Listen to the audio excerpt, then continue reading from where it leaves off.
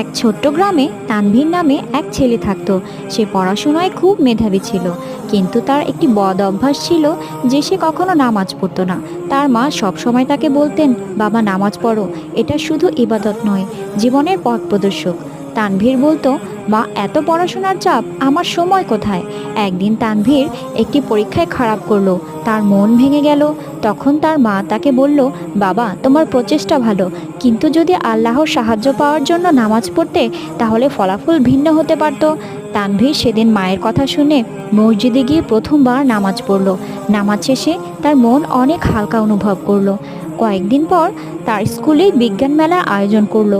তানভীর সেখানে একটি প্রকল্প জমা দিল এবং আশ্চর্যের বিষয় যে সে প্রথম পুরস্কার পেল।